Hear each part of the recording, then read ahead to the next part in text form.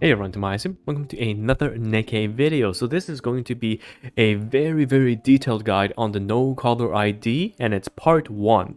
And the reason why I say it's part 1, that's because the hard mode for this game is not unlocked, alright? It's not unlocked. So if we go into the inter-war zone and we look at the hard mode here, it says 6 days and 5 hours, so we need to wait a week.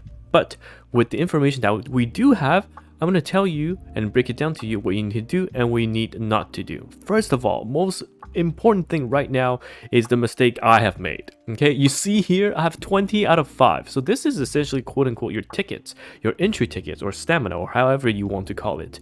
You want to keep this as low as possible because every day it refreshes. And now my dumb butt, okay, I went and just grabbed a lot of tickets because I thought we were gonna able to go in and clear everything and then go to the hard modes. Okay, I clearly did not get the memo.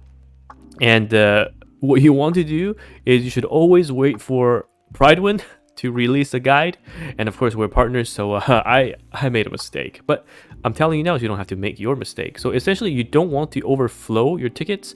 You want it to be at 0, so every day you get refresh, you get that extra 5 entry.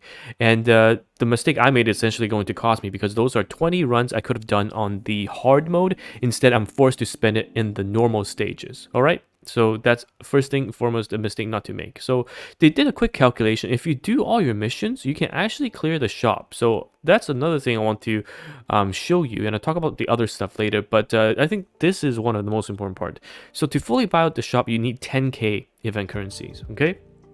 And the 9,000 currencies is guaranteed if you clear both normal and hard stages. So that's just from the missions, from clearing them. That's all you need. So you need to grab 1760 from repeating the stages, and repeating in the sense that you can see here I have more than one ticket, so I can go to here that has the word repeat and I just start battle and it will repeat. Okay, that's how you repeat.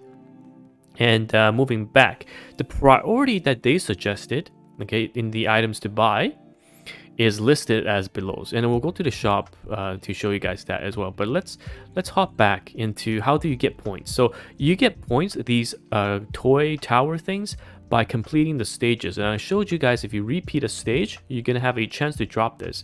And now the chance of dropping the event currency is increased by these 6 units. So Helm, being the rate up unit, increases this by 40%. Privity by 30, Ara by 15, Ludmilla and Mary by 15 as well, and Rappy by 10. So you want to run a team that includes as many of these units as possible to get the drop. And you have them, of course, listed here. And you always get 50 tower signals, okay, when you win the RNG row. It's not the more you have, the more you get, but it's this increases the chance of you getting those tower signals. Okay, or signal towers, toy signal towers. So it doesn't increase in amount, it just increases the likelihood of you getting that. And of course you can repeat these stages, so depending on power level, do that. And I think it's right now 1-9 is actually very easy for people. So during the week that we're waiting, just use it on 1-9 to get it. And again, because you have to get 1760, this means you need about 30 wins, 30 rows wins, or slightly more, 35-ish, to get everything. Okay, and looking at the shop, let's go back to the shop and I'll pull it on my screen. What should you get from the shop? So right off the bat, we know that the shop, because of the calculations that we did, you can clear pretty much everything, right? But what you want to maximize is, of course, the sequence.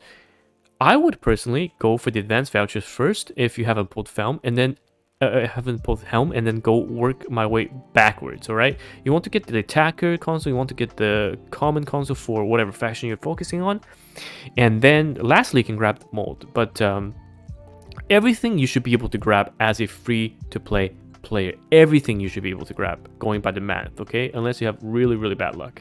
And then the extras, personally, it's a decision between re-energy and core dust, but I think later on, because everyone will be capped on core dust, I would grab the core dust. That is my personal opinion. Okay, so I think part 1 is very straightforward. Again, you just go through the easy parts. Do not buy the extra attempts if you can help it. Just wait for the daily refresh. Don't be dumb like me, okay? Do not be dumb like me. I was just so ready to test things out, write guides, show you guys the video, but clearly I should have waited. So don't make my mistake, okay? And you just push slowly. As a free-to-play player, you'll be able to get everything from the missions alone, and you just need some RNG to get the extra currencies. Of course, we also will be getting privity in a bit. So once hard mode unlocks, most of us will have access to privity. So that's a plus 30% free for everyone. Okay. All right. So that's TimaeuSS here. It's a quick guide. I think it's very straightforward. And I'll see you guys in the next video. Bye now.